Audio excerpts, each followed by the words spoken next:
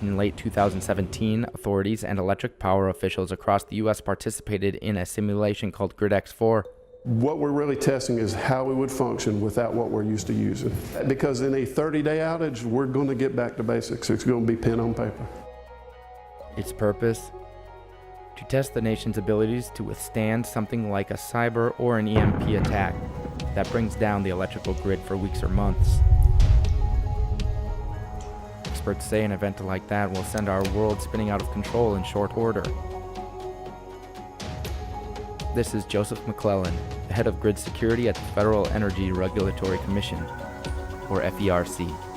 Widespread disruption of electric service can quickly undermine the United States government, its military, and the economy, as well as endanger the health and safety of millions of its citizens. After the simulation, officials voiced a concern about our country's readiness for an attack on our power supply. Just who's responsible for the grid? The answer is, it's complicated. A reliable electric supply is critical to the economy, a functioning government, and national security.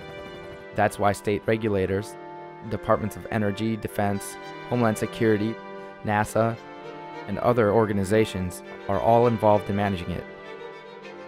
It's easy to guess what happens when you have a room full of officials without a clear command structure and competing interests. Here's former CIA and National Security Director Michael Hayden talking about threats to the national power supply. Number one, with regard to EMP, I don't know a lot about it, all right? I do know that when I touched it while in government, we'd have big meetings, realize this is a really hard problem, and firmly decide we need to meet again on this in 2 or 3 months. There really aren't any facile solutions to this. James Woolsey, a former director of Central Intelligence, agrees that a lack of leadership in grid security means complex issues are stuck in the mud. There have been a number of efforts for us to find some way to take positive steps to do something about electromagnetic pulse, whether from a nuclear weapon or from the sun, and they have all been thwarted. Washington is completely dysfunctional on this issue and has been for some time. Even when potentially effective policies are crafted, those ideas often don't come equipped with teeth that mandate industry compliance. Here's Cheryl LaFleur, the former acting chair of FERC.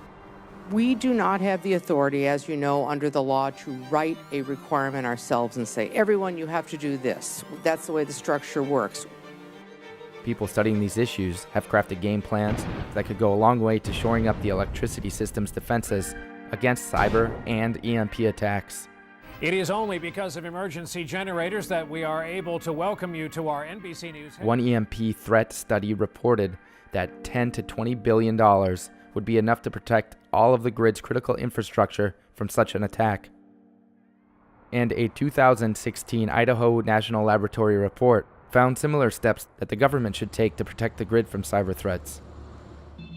Among them, resolve jurisdictional issues, improve information sharing among industry and regulators, and provide funding to upgrade defenses. But none of these approaches will go anywhere, while one federal agency says it's under another's responsibility, and industry points a finger at the government to shoulder the whole burden, because, they say, the grid is a national security issue. So meaningful grid protection against EMP and cyber threats seems right now to be short-circuited by infighting and a lack of leadership. So are we ready for the things that are really rare? A severe cyber attack. And I would argue that we need a lot of help from the regulatory and government environment in order to deal with those.